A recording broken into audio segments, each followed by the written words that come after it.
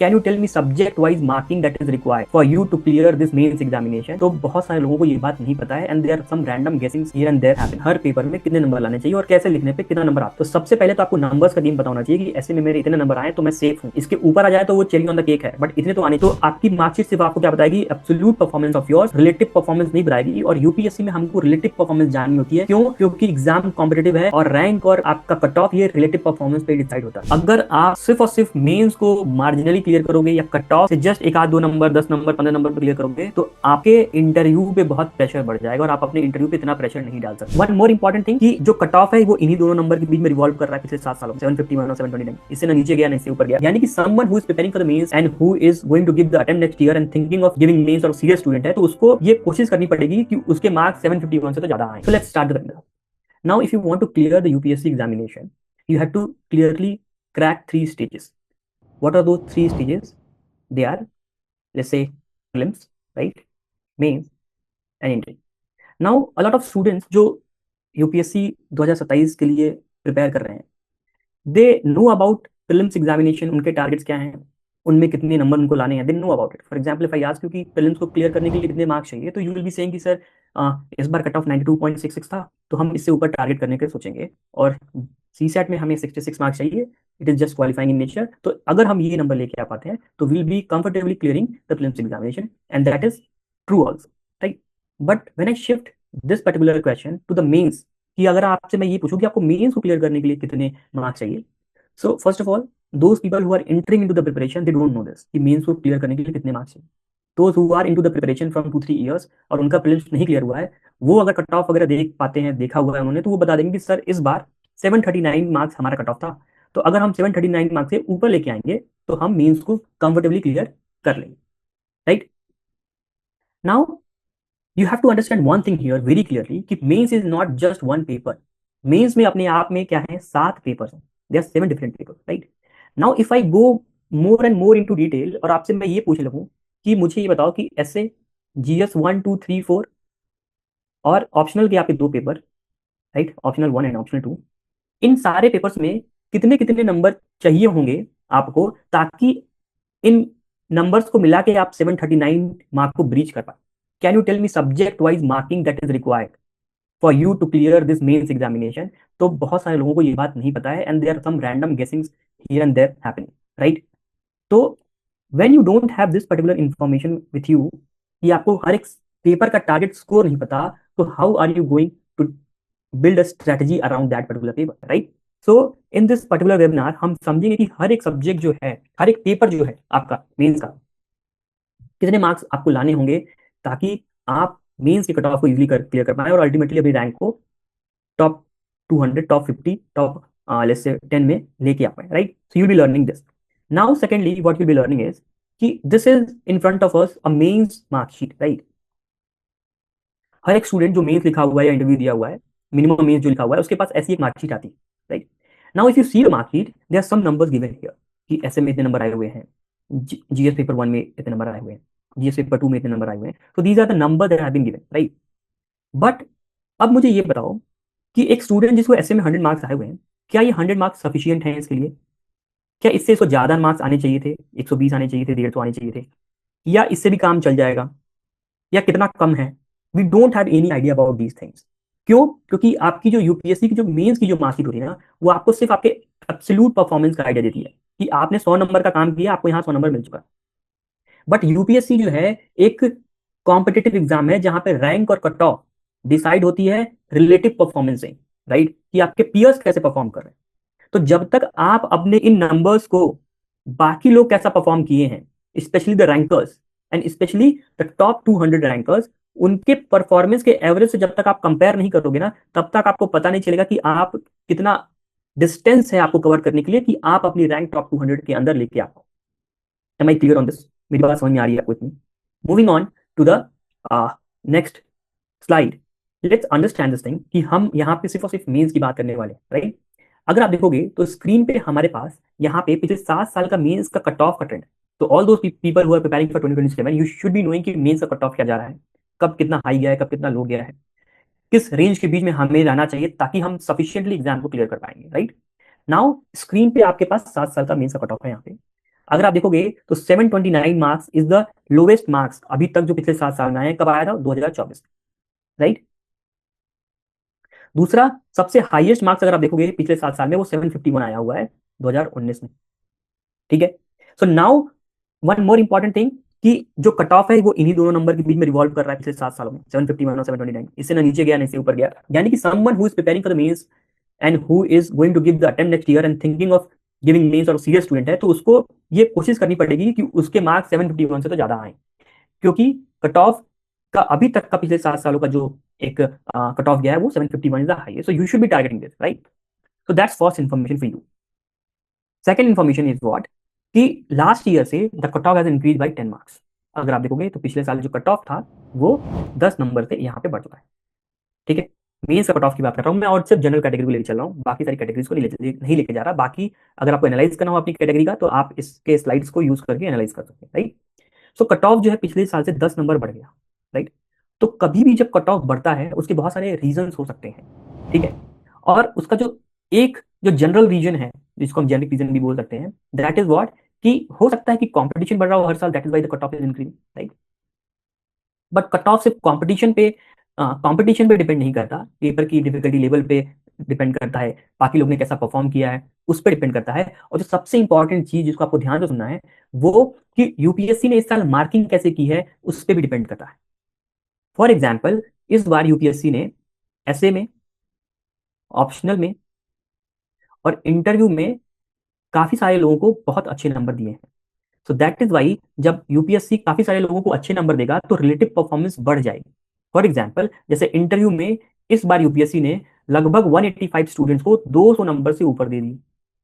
तो which is huge thing, which has happened for the first time only, right. 200 number लाना interview में what very difficult, but इस बार लगभग जो भी लोग सेलेक्ट हुए हैं उसमें से 200 लोग ऐसे हैं, उसमें से 200 प्लस पाने वाले 185 स्टूडेंट्स हैं, राइट। 185 स्टूडेंट्स। तो यूपीएससी ने यहाँ मार्किंग ज्यादा पाई है। दूसरा, अगर आप देखोगे एसए और ऑप्शनल में भी एवरेज मार्क्स जो यूपीएससी पहले देती थी वो भी बढ़ा दिया गया। That is why there are these are the reasons जिसकी वजह से कट ऑफ जो है वो यहाँ बढ़ा हुआ दिख रहा है। इंटरव्यू का जो इम्पैक्ट है, इंटरव्यू के जो कट ऑफ का जो इम्पैक्ट है, इंटरव्यू के जो मार्किंग का इम्पैक्ट है, वो आपको फाइनल लिस्ट से, फाइनल जो आपका कट ऑफ आता है उस पर इम्पैक्ट पड़ता है उसका। मेंस के कट ऑफ पे सिर्फ और सिर्फ आप देखोगे तो एसए और ऑप्शनल में जो एवरेज मार्किंग बढ़ी है उसकी वजह से जो है यहाँ पे आपको एक 10 नंबर का जंप देखने को मिल सकता है, ठीक है। But there are lot of factors which plays role. First is competition, I told you. Second is कि पेपर का क्या डिफिकल्टी लेवल था इस बार का। तीसरा इज यूपीएससी ने मार्किंग कैसे की है उस पर भी डिपेंड करता है। हो सकता है पेपर डिफिकल्ट हो बट यूपीएससी ने मार्किंग अच्छी कर दी हो तो भी कट ऑफ बढ़ सकता है। तो there lot of variables into it, we don't have to go into that, but what we have to remember is कि 10 नंबर से कट ऑफ बढ़ गया है, ठीक है। इतनी बात समझ में आई। Now before we go on to analyse the things and go into details of the mains के पेपर का हर एक सब्जेक्ट का क्या नंबर होना चाहिए क्या नहीं, let's try to understand some important data facts and interesting data facts. For example, ये इस साल की कट ऑफ की लिस्ट है, ठीक है। Now 92.66 is the prelims cut off, ठीक है, प्रीलिम्स का कट ऑफ, ठीक है। 739 is what the mains cut off. और मेंस देने के बाद आपको इंटरव्यू देना पड़ेगा, तो इंटरव्यू देने के लिए आपको कितना चाहिए नंबर? इंटरव्यू देने के बाद जो आपका फाइनल नंबर होना चाहिए वो 963 होना चाहिए, ठीक है। 963 होना चाहिए। नाउ लेट्स सपोज एक स्टूडेंट 739 मार्क्स से मेंस को क्लियर करता है, तो जैसे ही उसके 739 मार्क्स होंगे वो मेंस को क्लियर कर जाएगा, राइट। उसको इंटरव्यू देने का मौका मिलेगा। बट अगर वो सिर्फ और सिर्फ 739 मार्क्स से क्लियर करेगा तो उसको फाइनल लिस्ट में आने के लिए कितने नंबर चाहिए? 224 नंबर चाहिए। अगर आप इसको डिग्री, अगर आप इसको सब्ट्रैक्ट करके देखो, 963 माइनस 793 739, तो you require 224 marks in the interview. मुझे ये बताओ, क्या 224 नंबर लाना इंटरव्यू में पॉसिबल है? That's really difficult.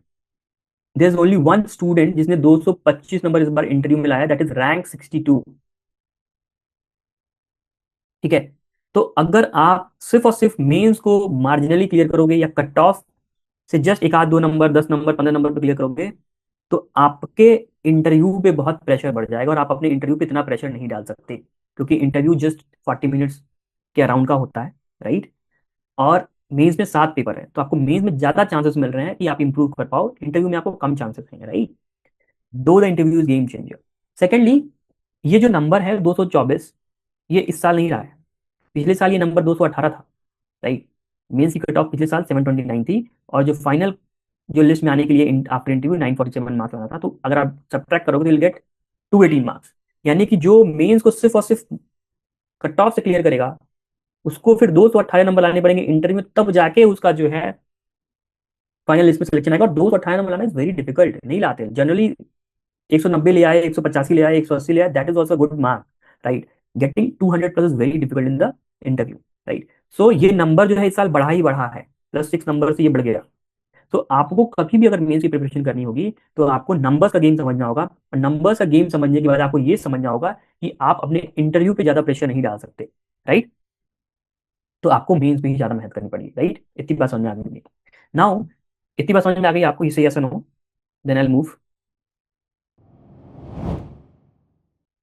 यस और no guys, Khushi, Shweta, other people, you guys are listening to me or not? Okay, great। चलो ध्यान से सुनना और लिखते जाओ चीजों को if possible, right. Moving on to the next thing. Now जैसे कि मैंने बोला कि मेंस की जो मार्कशीट है वो आपको सिर्फ आपके एब्सोल्यूट परफॉर्मेंस दे रही है कि आपने इतने नंबर का काम किया तो आपको ये नंबर मिल चुका है। उससे आपको आपके रिलेटिव परफॉर्मेंस का आइडिया नहीं लगेगा, बाकी लोगों के मुकाबले आपने कैसा परफॉर्म किया उसका आइडिया नहीं लगेगा। तो उसके लिए हमको रिलेटिव परफॉर्मेंस जाननी होती है, बाकी लोगों ने कैसा परफॉर्म किया। यानी कि हम कोशिश करेंगे जानने की जो टॉप 200 रैंकर्स हैं, मतलब कि क्या रैंक 1 और रैंक 200 के जो मार्क्स हैं, इन इनके बीच के जो लोग हैं उनका एवरेज क्या है, मतलब उनका एवरेज क्या है। और उस एवरेज नंबर से हम अपने मार्कशीट को जब कंपेयर करेंगे तब हमें समझ में आएगा कि ओके ये डिस्टेंस है और कितना हमको कवर करना है। वो कैसे होगा अभी मैं आपको समझा देता हूँ, राइट। सबसे पहले हमने क्या किया कि हमने टॉप 200 रैंकर्स ही लिया। हमने टॉप 200 रैंकर्स क्यों लिया? क्योंकि जितने लोग जब यूपीएससी की प्रिपरेशन करने आते हैं, they aspire for few elite services, for example IAS, IFS और आईपीएस। तो ये तीनों सर्विस आपको टॉप 200 के बियॉन्ड नहीं मिलेंगी। इस वजह से हमने ये टॉप 200 का डेटा लिया, राइट। फिर हमने क्या किया कि हमने मार्कशीट उठाई रैंकर्स की, आप देख सकते हैं यहाँ पे एक्सेल पे, this is not Excel, this is screenshot that Excel, की रैंक लिखा और इनके मार्क्स जो हमने क्या किए यहाँ पे डेटा वाइज इस तरीके से अरेंज करिए ताकि हम इससे कुछ डेटा का एनालिसिस निकाल पाए, राइट। और इस डेटा को अरेंज करने के बाद we came out with the average marks कि टॉप 200 रैंकर्स कैसा एवरेज परफॉर्म किए हैं। तो after doing that what we understood कि इफ समवन कि टॉप 200 रैंकर्स जो हैं एसए में इस बार 105 से लेके 110 नंबर के बीच में लेके आए, मतलब अगर आपको टॉप 200 में आना है, अगर आपको IPS IRS sorry IPS IAS और आईएफएस बनना है, तो आपको एसए में 105 से लेके 110 नंबर लाना पड़ेगा, ठीक है। उसी तरह जीएस 1 में 103 से लेके 108 नंबर लाना पड़ेगा, राइट। उसी तरह जीएस 2 में 110 से लेके 115 नंबर लाना पड़ेगा। उसी तरह जीएस 3 में 90 से लेके 95 नंबर लाना पड़ेगा।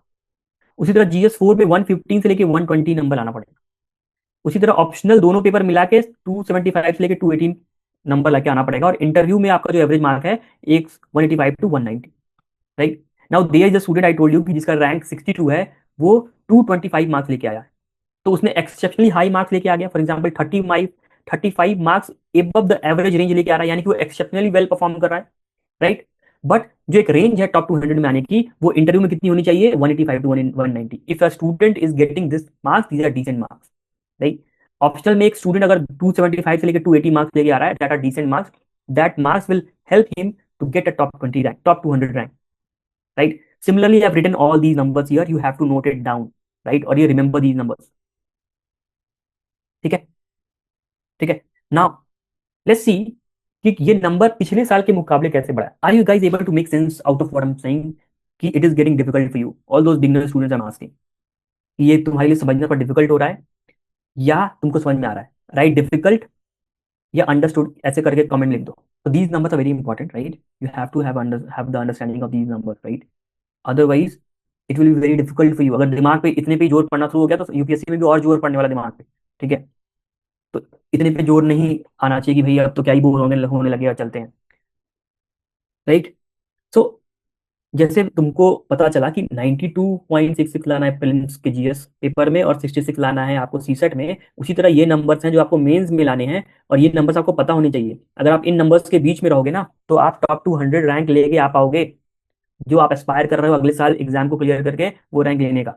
Right now let's understand one more important thing here, कि अगर जो नीचे वाले मार्क्स हैं, अगर तुम्हारे मार्कशीट में ये वाले बस मार्क्स हो कि 105 आ जाए, 103 आ जाए, 110 आ जाए, 190 आ जाए, 115 आ जाए, 275 आ जाए, 185 आ जाए इन रिस्पेक्टिव सब्जेक्ट्स, तो what will happen is so what will happen is तुम्हारे नंबर टोटल अगर तुम करोगे तो 983 मार्क्स हो जाएंगे और तुम्हारी रैंक क्या आ जाएगी, टॉप 200 आ जाएगी। ठीक है, समझो मेरी बात। अगर तुम ये मार्क्स ले आओ लोअर रेंज वाले मार्क्स लेके आ जाओगे तो तुम्हारी टोटल नंबरिंग क्या हो जाएगी, 983 मार्क्स हो जाएंगे जोड़ोगे तो तुम्हारी रैंक क्या आ जाएगी, 200 रैंक आ जाएगी। जाके लिस्ट में चेक करना, तुमको ये मिल जाएगा। ठीक है, ठीक है। अगर तुमने ऊपर वाले मार्क्स लेके आ गए, ठीक है, ये वाले अपर रेंज वाले मार्क्स लेके तुम आ गए, let me just clear it, if you just getting these marks, ये मार्क्स लेके आ पा रहे हो तुम, अगर तुम ये मार्क्स लेके आ पा रहे हो तो तुम्हारी रैंक क्या होगी, टॉप 30 के अंदर होगी। टॉप 30 तक तुम आ सकते हो। और इसके बियॉन्ड अगर तुम लेके आ रहे हो नंबर, कि हो सकता है तुमने 110 की जगह 120 ले आया, यहाँ पे 108 की जगह तुमसे 117 लेके आ रहे हो, तो you are pushing yourself in top 20। समझे मेरी बात? नहीं समझ पाए, भारी पड़ गया। एक बार फिर से समझो, लोअर रेंज लेके आओगे तो तुम्हारा टॉप 200 मतलब तुम्हारा 983 मार्क्स होगा और 200 रैंक तुम जस्ट टच करोगे, 200 रैंक टच करोगे। ये वाली रेंज में मार्क्स लेके, अपर रेंज वाले मार्क्स लेके आओगे तो तुम टॉप 30 के अंदर होगे। ठीक है, टॉप 30 के अंदर नहीं होगे, 30 तक रैंक तुम्हारी आ जाएगी, मतलब और 200 से 30 के बीच में यहाँ पे तुम रिवॉल्व कर रहे हो इन रेंज में। इसके बियॉन्ड मार्क लेके आ रहे हो ना, तुम टॉप 20 के अंदर अपने आप को पुश कर रहे हो। कितना पुश कर रहे हो वो डिपेंड करता है कितने मार्क्स ज्यादा लेके आ रहे हो। राइट, और इसके नीचे लेके आ रहे हो ना, इस रेंज के नीचे लेके आ रहे हो, इस पर्टिकुलर रेंज के नीचे लेके आ रहे हो, तो दैट पर्टिकुलर पेपर, जिस जिस पेपर में इस पर्टिकुलर रेंज के नीचे हो, that particular paper is barrier to selection for you that year. Barrier to selection यानी कि तुमने उस पेपर में अपनी कहानी खत्म कर ली। ठीक है, ये नंबर्स बहुत इंपॉर्टेंट है, just take the screenshot of this. ठीक है, just take the screenshot of this, और जो मैंने बताया है उसको बहुत ध्यान से रखना। Now one more important thing, last year से जो कट ऑफ है, जो एवरेज मार्किंग है, वो 5 नंबर ऐसे में बढ़ गया, यानी कि इस बार ऐसे में 5 नंबर के आसपास एवरेज मार्क्स बढ़ गया, यानी कि यूपीएससी में ज्यादा मार्क्स नहीं है डेफिनेटली। जो कि अगेन 8 नंबर के आसपास जीएस 1 में बढ़ गया है। हर साल ये चीजें चेंज होती रहती हैं, तो इस साल का क्या चेंज हुआ वो मैं बता रहा हूँ पिछले साल से। राइट, 8 नंबर और बढ़ गया, यानी कि अब 8 नंबर और लाने पड़ेंगे। उसी तरह आप देखोगे जीएस 2 में इट इज सेम, जीएस 3 में 5 नंबर के आसपास फिर बढ़ गया, देखो 5 नंबर के आसपास फिर बढ़ गया। जीएस 4 में इट इज सेम, ऑप्शनल में ये 15 मार्क के आसपास बढ़ गया है एवरेज मार्किंग। ठीक है, और इंटरव्यू में अगेन 5 मार्क के आसपास बढ़ गया है। तो इस बार कट ऑफ क्यों बढ़ा है, क्योंकि एवरेज मार्किंग यूपीएससी ने बढ़ा के थोड़ा नंबर दिया हुआ है। राइट, तो that is why the cut off है। तो ये नंबर बढ़ गए हैं इस बार, तो आपको थोड़ी सी मेहनत ज्यादा करनी पड़ेगी। इतनी बात समझ में आ गई, तो अब हम चलेंगे एक और चीज समझने में, कि जो कॉमन मिस्टेक एक स्टूडेंट कर रहा होता है अपनी मार्कशीट को देखने के बाद कंपैरिजन करने में। ठीक है, अब जरा ध्यान से समझो कि एक स्टूडेंट, ठीक है दिख रहा है यहाँ पे, अब जरा ध्यान से समझो कि इस बार जो एसए में सबसे ज्यादा नंबर लाने वाला स्टूडेंट था ना, वो 150 मार्क्स लेके आया एसए। ठीक है, और उसकी रैंक कितनी थी, 353। ठीक है, और उसका नाम क्या है वो यहाँ मैंने लिखा हुआ है, इससे नहीं क्या हुआ, तो उसका नाम क्या है, यही मैंने यहाँ लिखा हुआ है। ठीक है, उसी तरह जीएस 1 में जो सबसे हाईएस्ट लेके आया 118 मार्क्स, जीएस 2 में जो सबसे हाईएस्ट नंबर लेके आया 130 मार्क्स, इसी तरह जीएस 3 में जो सबसे हाईएस्ट लेके आया 107, उसी तरह जीएस 4 में 138, ऑप्शनल में 321। दिस इज मैथमेटिक्स ऑप्शनल, और हर एक ऑप्शनल का हाई मार्क्स अलग होता है, कॉमर्स का अलग होगा, इकोनॉमिक्स का अलग होगा, सोशियोलॉजी का अलग होगा। तो आप चाहो तो इसको अवॉइड भी कर सकते हो, इसको कंसिडर मत करो। बट येस, अगर ऑप्शनल में देखना है कि ओवरऑल ऑप्शनल में सबसे हाई क्या गया है, वो 321 नंबर गया है, और इंटरव्यू में सबसे हाई क्या गया है, 225 मार्क्स गया है। किसका, रैंक 62 का, उसका क्या नाम है, तेजस्विनी सिंह। ठीक है, now these are the marks जो कि सबसे हाईएस्ट गया यूपीएससी में अभी तक हर एक पेपर का। ठीक है, इस साल का। अब सबसे बड़ी जो प्रॉब्लम एक स्टूडेंट के साथ है ना, वो क्या करता है कि अगर आपको मार्कशीट में 110 नंबर आया एसए में, और आपको पता चल गया कि किसी ने 150 नंबर लाया हुआ है, तो आपको लगेगा कि अरे मैं तो 40 नंबर कम ले आके आया हूं। तो हम अपने आप को हमेशा हाईएस्ट मार्क्स से कंपेयर करने की कोशिश करते हैं, तो वहां पे हमको एक रॉन्ग पिक्चर मिल रहा होता है। आपको कभी भी अपने मार्क्स को, मेंस के मार्क्स को हाईएस्ट मार्क्स से कंपेयर नहीं करना है। ठीक है, आपको सिर्फ और सिर्फ हाईएस्ट मार्क की जो कॉपी है उससे लर्निंग तो लेनी है, बट उसके मार्क्स से अपने आप को कंपेयर नहीं करना। क्यों नहीं करना है, for example just see this, ये अनुज अग्निहोत्री की मार्कशीट है, this is rank 1, right, this guys rank 1। और अगर आप देखोगे तो एसए में इस बार कितने नंबर आए, हाईएस्ट 150। क्या इसके हाईएस्ट 150 है क्या, नहीं। एसए GS1 में 118 number, 118 marks is the highest this time. क्या इसके GS1 में है क्या उतने मार्क्स? नहीं। उसी तरह 130 marks is the highest in GS2। क्या इसके हैं क्या? नहीं, इसके 127 है। Again 107 marks is the highest in GS3। क्या इसके हैं क्या? No. Again 138 marks is the highest in GS4। क्या इसके हैं क्या? नहीं। 225 is the highest marks in what? In GS, in interview. क्या इसके हैं क्या? नहीं, 204। 321 is the highest in what? Optional. इसके कितने हैं? 292। तो ये इसका मेडिकल साइंस है और ये जो है मैथमेटिक्स ऑप्शनल का है, तो उसको कंपेयर नहीं कर सकते। बट क्या आप देख पा रहे हो कि इवन रैंक 1 की भी जो मार्क्स है वो हर जगह हाईएस्ट नहीं है? राइट, हर जगह हाईएस्ट नहीं है। आपको हाईएस्ट मार्क्स से कंपेयर नहीं करना, आपको अपने परफॉर्मेंस को टॉप 200 लोगों के एवरेज मार्क्स से कंपेयर करना है। तब जाके आपको एक रियल पिक्चर मिलेगा, आपको एक डिस्टेंस मिलेगा जो आपको कवर करना है। वो आपके लिए एक्चुअल एक अ, सही पैरामीटर होगा जज करने का अपने आप को, rather than you are just comparing yourself in with the highest mark, with the highest mark rankers, right. Now एक और चीज समझने की कोशिश करो कि हाईएस्ट मार्क्स से तो कंपेयर नहीं करना है, बट बट आपको एवरेज मार्क्स लाने हैं हर सब्जेक्ट में, और किसी एक आध सब्जेक्ट में अगर आपने पुश करके अपने आप को बियॉन्ड एवरेज लेके जा पाए, जो भी हमने निकाला, तो आपकी रैंक अपने आप वो टॉप 20 के अंदर पुश हो जाती है। ठीक है, इतनी बात समझ आ गई। तो अब हम क्या करेंगे कि हम ये देखने की कोशिश करेंगे अभी इस समय कि जो रैंक 1 है उसने एवरेज मार्किंग के हिसाब से, जो हमने एवरेज मार्क निकाला है टॉप 200 लोगों का, टॉप 200 लोगों का, ये हमने कैसे निकाला? I show you, just I just show you. ये हमारे पास देखो, हमने एक्सेल बनाई पूरी, हमने सबके मार्क्स निकाली और हमने यहाँ पे डाल दिया। उसके बाद हमने इस पे फॉर्मुलेज लगाए and then we arrived at certain numbers, जो कि एवरेज मार्क्स इस तरीके से निकलते हैं, वो हर साल के अलग होते हैं, right. This is how we did it. Now let understand this thing कि जो अनुज अग्निहोत्री की मार्कशीट की एनालिसिस करते हैं कि इसने परफॉर्म कैसा किया है, टॉप 200 लोगों के मुकाबले कैसा परफॉर्म किया। तो एसए में कितने नंबर आने चाहिए? 105 से लेके 110।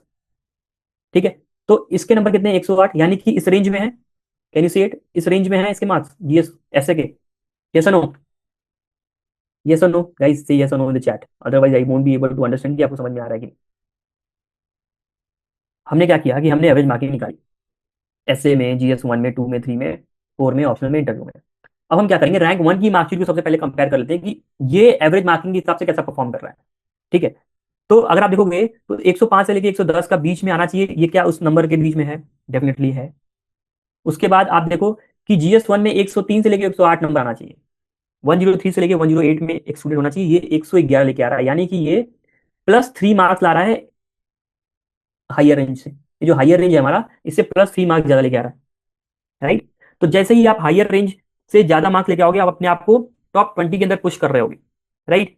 सिमिलरली आप देखो GS पेपर 2 में 127 नंबर ये लेके आया है, और हमारा रेंज क्या है? 110 से लेके 115, यानी कि 12 नंबर ज्यादा लेके आ पाया ये, above 12 number, 12 marks is getting above the higher range, right? Can you see it?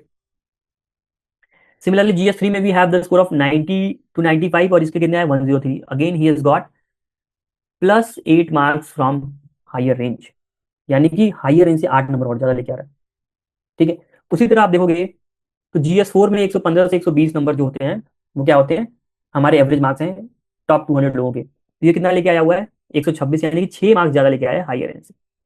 ठीक है, उसके बाद ऑप्शनल का आप देख लो, 275 टू 280 होना चाहिए एवरेज, तो ये 292 लेके आया है, यानी कि कितना नंबर?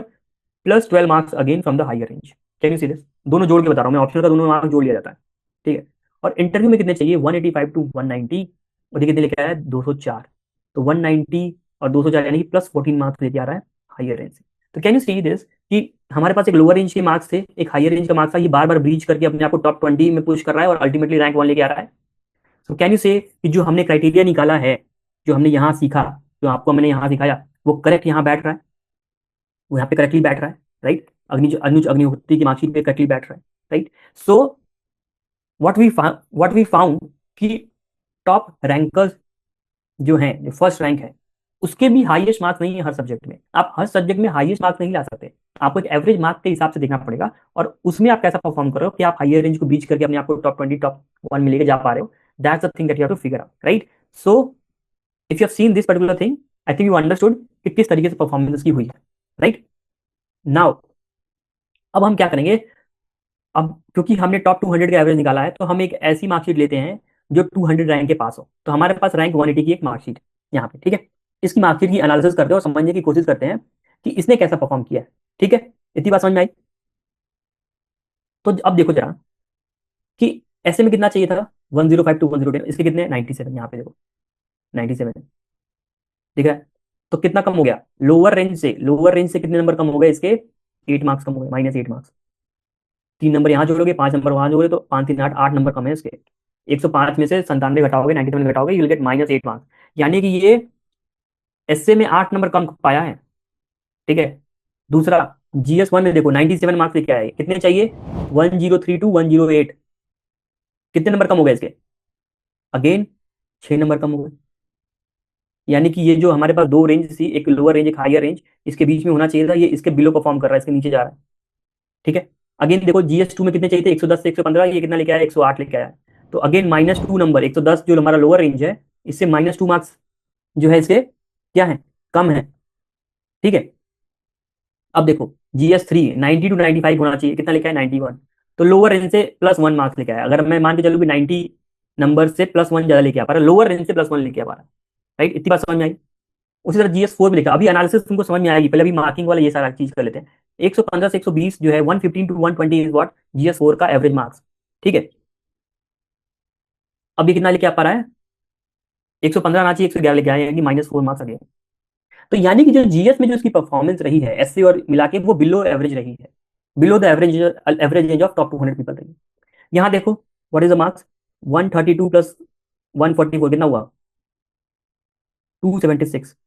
और हमारा ऑप्शनल का एवरेज क्या है, अगर तुम यहाँ पे, अगर मैं यहाँ पे तुमको दिखा पाऊँ, let me just erase it. हमारा ऑप्शनल का एवरेज क्या है यहाँ पे, 275 टू 280, यहाँ पे 276 नंबर लगा, 276 लगा रहे हैं, यानी कि लोअर रेंज से +1, यानी कि इस रेंज में ही है वो, इस रेंज में है वो। उसके बाद देखो 185 से 190 आना चाहिए इंटरव्यू के अंदर। मेरी बात अगर ध्यान से नहीं सुनोगे तो लॉस हो जाओगे। 185 से लेके 190 आना चाहिए इंटरव्यू के अंदर। तो ये कितना लेके आ रहा है, 205, यानी कि कितना नंबर ज्यादा लेके आ रहा है, +15 मार्क्स एबव द रेंज। यानी कि अब जरा बात समझना, जो इसके नंबर कम जीएस में हुए एवरेज मार्क्स से, वो इसने इंटरव्यू में लाके ऑफसेट कर लिया, अपने आप को बचा लिया, इसलिए अपने ओवरऑल स्कोर को टॉप 200 रैंक के अंदर पुश कर पाया है। अदरवाइज क्या होता कि अगर इसमें कम रह जाते, इसमें ये रेंज के अंदर ही था और इसमें भी कम हो जाता या रेंज के अंदर ही होता, तो ये टॉप 200 के नीचे चल जाता। बट ये अपने आप को इंटरव्यू में एबव एवरेज परफॉर्म करके, एक्स्ट्रा ऑर्डिनरी परफॉर्म करके, अपने आप को ओवरऑल स्कोर अपना बना के टॉप 200 के अंदर लेके आ रहा है। Now if this ranker has to sit for rank improvement, अगर इसको रैंक इंप्रूवमेंट के लिए बैठना है, तो उसको अब क्लियरली पता है कि इसको मेहनत कहाँ करनी है, अपने जीएस में करनी है। क्योंकि जीएस में ये कहीं भी अपर लिमिट को ब्रीच नहीं कर पाया है, जो कि रैंक 1 ने कर दिया था बहुत बार। तो यानी कि स्कोप है ब्रीच करने का, then only he will be able to let's say improve his rank to IAS, right. इतनी बात समझ में आई, यस और नो। तुमको ये सब समझ में आ रहा है कि मैं जो बता रहा हूँ कि हर एक इंसान का मार्कशीट के हिसाब से इंप्रूवमेंट अलग होता है, राइट। सबको हर जगह मेहनत नहीं करनी है। फॉर एग्जाम्पल इस पर्टिकुलर स्टूडेंट को कहाँ मेहनत करनी होगी, जीएस में मेहनत करनी होगी। इसका इंटरव्यू सॉर्टेड है, इसका ऑप्शनल सॉर्टेड है, right. So this is how we analyze the mark sheet in our institution, and as based on that we suggest you the strategy कि कौन से सब्जेक्ट में तुमको कहाँ मेहनत करनी। Are you able to understand this thing or not? तो ये तो हमने रैंकर्स के मार्कशीट को कंपेयर किया था, रैंकर्स के। अब हम क्या करेंगे, कुछ मेंस डिस्क्वालिफाइड कैंडिडेट्स के मार्कशीट को पहले करेंगे कि इनकी कहाँ कमियां, इनको कैसे इंप्रूव करना है। उसी तरह उसके बाद हम कुछ इंटरव्यू डिस्क्वालिफाइड कैंडिडेट की मार्कशीट को एनालाइज करेंगे और देखने की कोशिश करेंगे कि एक मार्कशीट को जब आप एवरेज मार्क्स से कंपेयर करते हो, तो क्या आपको डायरेक्शंस देती है, कहाँ इंप्रूवमेंट करना चाहिए, वो आपको कैसे समझाती है। ये सारी चीज आपको आज समझ में आ जाएगा। So let's analyse the marksheet of let's say a mains disqualified candidate. अब मान लो कि मेरे पास एक स्टूडेंट आ गया कि सर मेरे ये मार्क्स हैं, आप मुझे बताओ कि अब मुझे क्या करना चाहिए, मैं तो मेंस को क्लियर ही नहीं कर पाया। तो what I will be doing is कि मैं देखूंगा इसके मार्क्स ऐसे में कितने, 120 नंबर हैं, और कितने चाहिए, 105 से लेके 110 चाहिए। यानी कि ये 10 नंबर जो है, या लोअर रेंज से अगर मैं कंपेयर करूं, तो 15 नंबर जो है ये ज्यादा लेके आया। लोअर रेंज मतलब ये इधर वाला रेंज, हायर रेंज मतलब ये इधर वाला रेंज, राइट। तो 15 नंबर ज्यादा लेके आ पा रहा है। अब ये स्टूडेंट मुझे कहे कि सर मुझे ऐसे में मेहनत करके ना 150 लाना है, क्योंकि हाई स्कोर 150 था। तो मैं कहूंगा तुम अपना टाइम और एनर्जी और एफर्ट बर्बाद कर रहे हो, क्योंकि तुम ऑलरेडी एबव एवरेज परफॉर्म कर चुके हो। यहाँ तुमको किसी और जगह अपने दिमाग को लगाना पड़ेगा। अंडरस्टूड और नॉट? तो same way if I compare his marksheet again with other thing, अब जैसे मान लो कि यहाँ पे GS1 में 103 से लेके 108 नंबर आना चाहिए, अब इसके कितने 69, यानी कि कितने नंबर कम हो गए, -34 marks from the -34 marks from the lower range. तो 34 नंबर इसके यही कम है, तो कहानी इसकी यही खत्म हो गई। उसके बाद देखो 110 से 115 आना चाहिए GS2 में, तो GS2 में कितने रहा 94। अगर आप देखोगे तो 94 में से कितने कम हो गए, -16 मार्क्स कम हो, लोअर रेंज से 110 आने चाहिए थे, कम से कम 94 आए, 16 नंबर कम हो गए। देख रहे हो, तो इसके जीएस में जो मार्क्स ऐसे हटा दो तो इसमें -34 -16 72 मार्क्स यहाँ लेके आया है। होने कितने चाहिए थे 90 to 95, अगेन कितने कम हो गए -18 मार्क्स, 18 नंबर यहाँ कम है इसके। उसी तरह अगर तुम देखोगे यहाँ पे 105 लेके आया, 115 होना चाहिए, तो 10 नंबर यहाँ कम हो गया। तो अगर आप देखोगे इसका तो ऐसे सॉर्टेड है, जीएस जो है बिल्कुल एकदम कचरा हो रखा है। यहाँ पे -34 नंबर एक सब्जेक्ट में, -16 -18 -10, ये नंबर इतने इतने ज्यादा डिस्टेंस है कवर करना। सो फॉर हिज व्हाट, इसका इंप्रूवमेंट कहाँ होगा कि आपको यहाँ मेहनत करनी है। उसका ऑप्शनल भी देखो, ऑप्शनल कितना है, तो ऑप्शनल अगर आप देखोगे यहाँ पे जो नंबर लेके आया है कितना, 275 to 280 होना चाहिए दोनों मिला के। तो यहाँ पे कितने नंबर कम है इसके, -56। तो इसका पूरा ऑप्शनल और पूरा जीएस अभी ढंग से तैयार नहीं हुआ है। और this what happens with the first timer student, जिनको मार्कशीट की एनालिसिस नहीं पता होता, जिनको ये नहीं पता होता कि किस सब्जेक्ट में कितना नंबर लाना चाहिए हमें, तो उनकी टारगेटेड स्ट्रेटजी उस हिसाब से बन नहीं पाती है। और पहला मेंस बस एक्सपीरियंस लेने में ही बिगड़ जाता है, पूरा चला जाता है, टाइम पास हो जाता है, right. So if you want to, let's say, clear the mains examination the first time, you should have this understanding of numbers as well, nuances of answer writing as well, note making strategy as well। तो ये सारी चीजें जब आपके पास right time पे right समय पे आप कर पाओगे ना, तब जाके आप उस पेडागोजी पे मेहनत करके अपनी रैंक को लेके आ पाओ, राइट। रैंक लाना is a lot of game of strategy as well on all these part of the strategy, right. Moving on, आपको समझ में आ गया कि अगर ये लड़का बैठ के ऐसे पे तैयारी करना शुरू कर दे और जीएस और ऑप्शनल छोड़ दे, तो इसका क्या होगा, एफर्ट एनर्जी वेस्ट हो जाएगी, क्योंकि ऐसे में ऑलरेडी अच्छा परफॉर्म कर रहा है, ठीक है। तो इसकी स्टडी क्या होगी, you perform in what, optional and GS, ऐसे में यू आर गुड। उसी तरह एक और मार्कशीट है, what I want from you guys, I give you 5 minutes, not 5 minutes, 2 3 minutes, मुझे ये बताओ कि इस स्टूडेंट को, if you have the pen and paper, try to compare and just tell me कि इस स्टूडेंट को किस में ज्यादा मेहनत करनी चाहिए, इसको किस में मेहनत करनी पड़ेगी। तो पहले सबसे बताना कि 82 मार्क्स इसके आगे किस में, ऐसे में चाहिए कितने, 105 से 110। तो लोअर रेंज को अगर मान के चले 105 कम से कम चाहिए, तो उसके -23 मार्क्स तो ऐसे में ही है, मतलब ऐसे में एक 20 नंबर से ऊपर का गैप है, that is huge gap, right. GS1 में देखोगे, को मैं ऐसे यहाँ पे कर देता हूँ, 96 पाया है, ठीक है। और खोने कितने चाहिए, 103 से 108, कम कितना हो गया, -7 नंबर। 108 नंबर पे है GS2 में, -2 नंबर कम हो गया।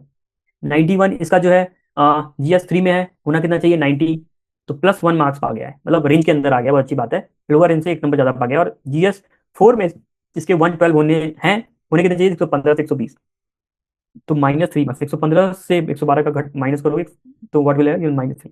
अगर आप देखोगे तो जीएस पेपर्स में ना ये बहुत मार्जिनली नीचे है, ठीक है, बहुत ही मार्जिनली नीचे है। इस पे ये आराम से हम इसको काम करके ना ऊपर उठा सकते हैं, रेंज के अंदर ला सकते हैं। So that is not going to be a big problem for him. Between prelims and mains ये काम कर सकता है इन चीजों पे, इसको बहुत इजीली अपन हायर रेंज भी ब्रीच कर सकते हैं, बिकॉज ऑलरेडी ये यहाँ तक अपने आप को लेके आ चुका है। बहुत कम ही जो है इसके पास डिस्टेंस बचा है कि ये इस रेंज में आ जाए, राइट। बट ऑप्शनल देखोगे तो ऑप्शनल में ये जो दोनों नंबर अगर जोड़ोगे, तो अगर आप देखोगे तो ऑप्शनल में अगेन इसका भी -56 नंबर का एक गैप आ रहा है। तो इसके लिए जो इंपॉर्टेंट चीज है, जो अभी अगर ये कुछ कर सकता है स्कोर कार्ड आने के बाद, तो इसके लिए ऑप्शनल और ऐसे इज द थिंग जिसपे ये बैठ के काम करे। ये तो बाद में भी किया जा सकता है और इंप्रूव कराया जा सकता है, यहाँ पे बहुत गैप नहीं है। जबकि ये स्टूडेंट अगर आप देखोगे, इसका एसे इज सॉर्टेड, इसका GS and optional is what, not sorted. तो this is how you have to understand कि हर एक मार्कशीट अलग आपको इन्फॉर्मेशन दे रही होती है, and based on that information you have to decide the strategy of, right. I think you are able to understand if you have if you are listening to me properly, right? Moving on, मैं एक और interview disqualified candidate की marksheet discuss करूंगा आपसे, analyse करने का। और ये वाला जो है आप एज ए होमवर्क करोगे और हमें भेज सकते हो, फिर उसके बाद क्यूआर कोड हम दे देंगे, आप चाहो तो उस पर एनालाइज करके इसको भेज सकते हो, right. Now again let's see, this is a interview disqualified candidate. इसके मार्क्स ऐसे में कितने हैं, 96, होने कितने चाहिए थे, 105 से 110। लोअर रेंज से कितने नंबर कम है इसके, -9, ठीक है। लोअर रेंज मतलब कि 105 से कितना कम है, 9 नंबर कम है। अगर 9 नंबर ज्यादा होता तो इस रेंज में आ जाता है, कम से कम लोअर रेंज को टच कर लेता, ठीक है। 93 इसके GS1 में है, तो इसके कितने कम हो गए, अगेन 10 नंबर कम हो गए, -10 हो गया। देखो यहाँ पे 103 चाहिए था, 93 लेके आया, यानी कि 10 नंबर कम लाया है, नहीं तो लोअर रेंज को टच कर जाता। राइट। उसके बाद 110 हमें चाहिए था GS2 में, ये लेके आया 105, तो 5 नंबर यहाँ पे भी कम लेके आया है, 5 नंबर यहाँ पे भी कम। उसके बाद GS3 में हमें चाहिए थे 90 से 95, ये 95 ले आया, यानी कि यहाँ पे अगर देखा जाए तो लोअर रेंज 90 अगर मैं मान के चलूँ, क्योंकि मैं सारा कंपेरिजन 90 से ले रहा हूँ, तो ये +5 मार्क्स यहाँ पे लेके आ पाया। ठीक है, +5 मार्क्स ले रहा है। उसी तरह अगर आप इसके GS4 को देखोगे, 115 चाहिए, तो ये -4 नंबर यहाँ लेके आ रहा है, क्योंकि इसके 111 है और 115 हमें चाहिए कम से कम, तो इसके क्या है, -4 मार्क्स। ठीक है, -4 मार्क्स। ऑप्शनल देखोगे इसका, तो ये जो पूरा इसका टोटल ऑप्शनल है, इसका जो पूरा टोटल ऑप्शनल है, वो एक, अगर देखोगे तो -33 आ रहा है। हमें कितना चाहिए, 275 to 280। इस लोअर रेंज को 275 लाने के लिए इसको +33 मार्क्स और चाहिए, तब जाके इसका दोनों का कॉम्बिनेशन 275 बनेगा, यानी कि 33 मार्क्स ये नीचे है अपने ऑप्शन का। और इंटरव्यू में कितना नंबर कम है, इंटरव्यू में आप देखोगे तो हमें कितना चाहिए, 180 तो मिनिमम चाहिए यहाँ पर, अगर देखोगे तो 185 to 190 चाहिए ना हमें, 185 चाहिए, इसके कितने हैं, 162। अगेन यहाँ पे ये -23 मार्क्स का।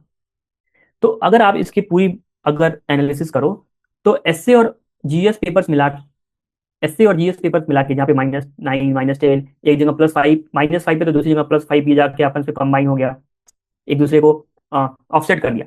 तो अगर मैं देखूं कि एससी और जीएस इसका सॉर्टेड है एक तरीके से, इसको बहुत मेहनत नहीं लगेगी, ये आराम से इस रेंज को बीच कर जाएगा, इस रेंज के अंदर आ जाएगा। बट इसने अगर ऑप्शनल में मेहनत नहीं किया और इंटरव्यू में चेंजेस नहीं लाए, अभी ये इंटरव्यू में कुछ नहीं कर सकता, मेंस देने के बाद ही इंटरव्यू के लिए कुछ कर सकता है। बट अभी इसका ऑप्शनल अगर इसने सॉर्ट नहीं किया, तो ये क्या करेगा, अगेन इसके साथ जो है डिस्क्वालिफिकेशन हो सकता है। सो ये जो नंबर कम है, डिस्टेंस कम है, इस वजह से मैं कह रहा हूँ इसमें यहाँ पे अभी प्रॉब्लम नहीं है भाई, डिस्टेंस कम है। अगर यहाँ पे यही -23 होता, यहाँ पे -39 होता, लास्ट मार्कशीट जो हमने देखी, यहाँ पे लास्ट मार्कशीट देखी जहाँ पे -34 मार्क्स का गैप था जीएस पेपर 1 में। सो अगर आप देख पा रहे होगे, तो डिस्टेंस कितना है, कितना कवर करना है, वो आपको डिसाइड करना है, वो डिसाइड करता है कि आपकी स्टडी कैसी होनी चाहिए और अभी आपको कहाँ पे फोकस करना है। अंडरस्टूड और नॉट, इतनी बात समझ में आई आपको? So I am giving you this marksheet as a homework, you can take the screenshot of this particular marksheet और इसकी एनालिसिस करना, और हमें क्यूआर कोड के थ्रू भेज देना, हम बता देंगे कौन से क्यूआर कोड भेजना है, राइट, लास्ट में आएगा क्यूआर कोड। ठीक है, इतनी बात समझ में आई? Moving on.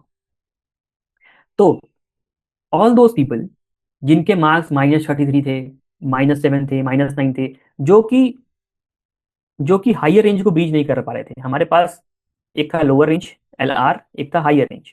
ठीक है, आप देखोगे ये जो मार्क्स है ना, वो हायर रेंज को ब्रीच करने वाले मार्क्स हैं, एवरेज के हायर रेंज को ब्रीच करने वाले मार्क्स हैं, ये जो टॉप स्कोरर है हमारे पास हर एक सब्जेक्ट के, दैट इज, अगर आप देखोगे ऐसे के, यहाँ पे मैंने मार्क्स लिखे हैं 150, कितने लाया, मुझे इतनी लेके आया, रैंक इसकी कितनी है, 353। सिमिलरली मैंने यहाँ पे पूरा दिया हुआ है, GS1 का टॉप स्कोरर कौन रहा है, GS2 का कौन रहा है, GS3 का कौन रहा है, GS4 का कौन रहा है। So all this people have breach the higher range of average marks. ठीक है, so all those people who are preparing for this year, जो जिनको इस साल में देना है या अगले साल की भी तैयारी करनी है, तो आपको इन लोगों की कॉपीज, क्योंकि मैंने यहाँ पे रैंक वैंक दे दिया है, तो आप इजीली जाके पब्लिक प्लेटफॉर्म पे इनकी कॉपी सर्च कर सकते हो और इनकी कॉपी से पढ़ने की कोशिश करो कि आप क्या लर्निंग ले सकते हो। इंटरनली हम अपने प्रोग्राम में ये सारी चीज़ों को, हमारी बैकएंड टीम जो है वो एनालाइज करती है, हम खुद बैठ के एनालाइज करते हैं, we try to help student to replicate these patterns which these students have used in their mains copy, जिसकी वजह से इनको एवरेज से ऊपर नंबर आया। So we'll be doing with our students for this, right? ये तो हम करते ही करते हैं। So for you, what you can do is, I have just made things easy for you. आप इसका स्क्रीनशॉट ले लो और इन लोगों की कॉपी ढूंढो, इन टॉप परफॉर्मर्स की कॉपी से एनालिसिस लेने की कोशिश करो, लर्निंग लेने की कोशिश करो, ताकि आप भी जो एबव एवरेज रेंज है हमारे एवरेज मार्क्स का, उस जो एवरेज रेंज मार्क्स का जो हायर रेंज है उसको आप ब्रीच कर पाओ, right? So moving on, I think you have taken the screenshot. So moving on, अभी तक हमने क्या देखा कि हमने सबसे पहले नंबर्स का गेम समझा कि कितने मार्क्स सफिशिएंट होते हैं एग्जाम को क्लियर करने के लिए और टॉप 200 रैंक में आने के लिए मेंस के सारे पेपर्स के। दूसरा हमने ये देखा कि कैसे जो डिस्क्वालीफाइड लोग हैं जिनकी मार्कशीट है, उसको एनालिसिस कैसे कर सकते हैं, उनका रिलेटिव परफॉर्मेंस क्या है उसको कैसे जज कर सकते हैं, और उनको कहाँ कहाँ इंप्रूव करना चाहिए अभी के टाइम पे, उनको उनका फोकस एरिया क्या होना चाहिए, स्ट्रेटजी क्या होनी चाहिए फोकस एरिया की, वो हमने देखा। तो अभी तक हमने क्या देखा, लगभग फेल्ड स्टूडेंट्स की मार्कशीट ही देखे हैं। अब हम क्या करेंगे, कुछ उनको देखने की कोशिश करेंगे जिन्होंने इस बार एग्जाम को सक्सेसफुली क्लियर किया है। ठीक है, so what they have done differently, right? So the thing is कि अगर आप देखोगे तो यहाँ पे एक स्टूडेंट का हमारा पूरा एयर टेबल का जो भी डेटा है कि दिस इज रोहित, राइट, दो दो अटेम्प्ट दिया था, 2 महीने का एक इंटरव्यू दिया, he was with me for the full of the 2 years, ये score rank 607 this year, right, is clear exam. अब आप देख रहे हो कि after having understood the number का गेम, उसके बाद समझने के बाद ही is able to sit with all the papers. अगर आप देखोगे FLTs 1 में क्या इश्यूज हैं, क्या सजेशन दिया गया, एक डिटेल्ड फ्रेमवर्क लगाया। सो एक नेवर क्विटिंग एटीट्यूड है इन लोगों का, और नंबर ऑफ पेपर्स लिख के ना ये लोग क्या कर रहे हैं, अपने आप को इंप्रूव कर रहे हैं। Because why the means is the game of writing. ठीक है, व्हेन यू अंडरस्टूड स्ट्रेटजी, आपको पता चल गई, नोट मेकिंग आ गया, आंसर राइटिंग टेक्निक आ गई, बट जब आप लिखोगे, डिस्कशन करोगे, उसमें क्या गलतियां हैं उनको इंप्रूव करके नेक्स्ट टेस्ट में कुछ बेटर करके आओगे, फिर ग्रेजुअली आप हर एक टेस्ट में क्या होगे, इंप्रूव करते जाओगे, and then only will be able to arrive at that particular stage जहां पे आप एग्जाम को क्लियर कर पाओ, राइट। तो अगर आप देखोगे जो 9th 10th, अगर आप जो 9th और 10th FLT का जो डिस्कशन है वहां पे ही जस्ट नीडेड थेरेपी, मतलब उसने कॉपी लिख ली, I have just have to say भाई तुमने सही कर लिया, you are good to go, and only the handwriting is the issue. अगर इसकी हैंड राइटिंग अच्छी होती तो he was in top 200, right. So the thing is कि what you have to do is you have to write more number of people after having understood the study and everything. आपको लिखना पड़ेगा, ultimately it comes boils down to what, whether you are writing और not, और writing करके improve कर रहे हो कि नहीं, ठीक है। Similarly I can show you Bhupendra, तो ये देखो उसके साथ ये लग के काम हुआ है। तो द थिंग इज कि अभी तक हमने नंबर का गेम समझा, मैंने नोट्स मेकिंग में बहुत सारे वीडियो बनाया, बहुत डिटेल जाके मैंने आंसर राइटिंग में बहुत सारी वीडियोस बनाई। इन सारी चीजों को समझने के बाद आपको लिखना भी पड़ेगा, बैठना भी पड़ेगा, फिर इंप्रूव भी करना पड़ेगा, गलतियां फाइंड करके, fault finding, course correction has to be there throughout, तब जाके एक एग्जाम निकल पा रहा है, right. These are the people who first time clear the exam, जो पहली बार लिस्ट में आए, ठीक है। उसी तरह अगर मैं दिखाऊं, कुछ रैंकर्स हमारे पास है, जैसे राहुल शेखर वो रैंकर 242, इसके साथ मेरा वेबिनार भी है बहुत सारा यूट्यूब पे, अगर हम देखोगे तो इस बार ये 75 रैंक लेके आया है, and he has become I, he will become I. इसके साथ मेरे 3 पेपर की डिस्कशन है, क्यों? उसका कंटेंट ऑलरेडी सॉलिड है, वो ऑलरेडी 242 रैंक है। He just need to know कि पॉइंट कैसे जनरेट करते हैं, जो nitty gritties of the answer writing होती है ना, उसको वो समझाना है। 3 test was sufficient for him to improve his marks in GS, right. इसके पहले जीएस में 400 से प्लस नहीं आया, इसके पिछले 3 अटेम्प्ट में। इस बार अगर देखोगे तो 417 नंबर क्या आएगा, इसकी मार्कशीट आपको मिल जाए तो देख लेना, राइट। तो अर्लियर अटेम्प्ट में I think he was 386 something, उसके पहले कुछ और कम था। तो 3 अटेम्प्ट में दिए टोटल, सेकंड अटेम्प्ट में ही वाज 242, थर्ड अटेम्प्ट में ही गॉट 75 रैंक। सो अलग अलग लोग अलग अलग स्टेजेस पे होते हैं, उनकी अलग अलग रिक्वायरमेंट होती है एग्जाम को क्लियर करने के लिए, राइट। सिमिलरली अगर देखोगे, साइमा खान 165 रैंक थी अनिमेश वाले बैच के टाइम पे, she was 165 rank, this year she has scored 135 rank. आप जाके जो यूपीएससी की जो फाइनल लिस्ट आती है उसमें आपको जाके नाम सर्च करना साइमा खान का, यू विल गेट 135 रैंक। इसके साथ ही मेरे को 3 डिस्कशन लेना पड़ा, is already a ranker, but she needs to understand कि उसका वैल्यू एडिशन कैसे करनी है कॉपी में, कॉपी के अंदर फ्रेमवर्क कैसे बैठाना है। तो सारी स्ट्रेटजी सीखने के बाद भी ना, जब कॉपी के अंदर चीजें रेप्लिकेट हो रही है कि नहीं हो रही है, वहां क्या प्रॉब्लम आ रहा है, वो भी सीखना बहुत जरूरी होता है। उसके लिए आपको मल्टीपल बार लगना पड़ेगा। It is not like that कि आपने बस सुन लिया, सीख लिया, बैठ गया और हो गया। You have to sit with a good mentor में भी, जो who can help you in identifying your own mistakes और फॉल्ट फाइंडिंग, कोर्स करेक्शन के थ्रू आपको इंप्रूव करा पाए, राइट। दो उसके इंटरव्यू मार्क्स इस बार ड्रॉप हुए हैं, बट जीएस की वजह से she is able to improve her rank by 20, right. Moving on, अगर आप देखोगे सिमिलरली आकाश वजह 3 बार से इंटरव्यू दे रहा है, ठीक है, 3 बार इंटरव्यू दे रहा है, बीच में ये स्टेट पीसीएस तैयार करना शुरू कर दिया, राइट। कि यूपीएससी बहुत ही अनप्रेडिक्टेबल हो गया है, और स्टेट पीसीएस पे ध्यान देते हैं, थोड़ा बहुत टाइम बीत रहा है प्रिपरेशन में। अगर आप देखोगे, इसके साथ भी मेरे 3 डिस्कशंस हैं, and he is able to clear the exam, he has got 438 rank, right. Again he will set for the rank improvement. और आपको पता होगा कि इस बार 10 में टॉप 10 रैंक में 9 लोग तो आई थिंक रैंक इंप्रूवमेंट वाले थे, if I am not wrong. तो अगर आप देखोगे, ये जो डिस्कशन हम करते हैं यहाँ पे लिखा होता है पूरा, कि अगर आप देखोगे when where required you have show maturity, मतलब इसकी कॉपी में मैच्योरिटी डेफिनेटली है। Now you can't change much, so go with this only, this is the ranker level, मतलब रैंकर लेवल अचीव हो गया है हमारा मोटा। और ये सारी चीजें वो डिटेल हमारे पास फीडबैक में जाती है कि हमने कब कौन से दिन क्या डाला हुआ है, if you can see this date wise. So this is how they are different stories of different people. So the one thing is what common in them, कि they are going again more into the details of things, ठीक है। सिर्फ एक चीज को समझ में आ गया, आपको नहीं बैठना, you have to write. Ultimately आपकी मार्किंग की क्या गेम है, आपका नोट मेकिंग का क्या गेम है, आपका आंसर राइटिंग का क्या गेम है, सब सीखने के बाद you have ultimately have to write the answers. और वहां पे फॉल्ट फाइंडिंग, कोर्स करेक्शन कर करके अपने आप को उस लेवल तक पहुंचाना पड़ेगा आपको, ताकि आप एग्जाम को टॉप 20 टॉप 200 रैंक के अंदर क्लियर कर पाए, राइट। और अल्टीमेटली टॉप 20 में पुश कर पाए। तो now what we are doing is, हम in the last we are launching our smash mains का March batch from 22nd of March। Here is the time table also, if you can see, from the 22nd of the March our tests are starting. So we build the smash means program, all these students are the all these students that I showed you, ये हमारे smash means program के students है, right? So smash means program basically we designed with the philosophy of what, helping students who can get actually ranks। हमारा सिर्फ और सिर्फ काम पढ़ाना नहीं है कि हम पढ़ा के बहुत अच्छा पढ़ा देंगे, our job is to help them in clearing the exam, right? That is more important for him. और पढ़ने और एग्जाम निकालने में बहुत गैप है, वो स्किल सीखनी पड़ती है आपको। So we design this smash mains program as a whole ecosystem, जो कि आपको एंड टू एंड मेंस की ना समझ दे दे, whether strategy, whether note making, whether answer writing, whether test series, whether content या पीवाईक्यू आंसर राइटिंग, हर एक चीज एक इकोसिस्टम बना दे कि एक स्टूडेंट जिस स्टेज में भी हो वो इसको रेलेवेंट पाए, right? So we worked on the smash means like this only, कि we try to make this particular thing as a ecosystem.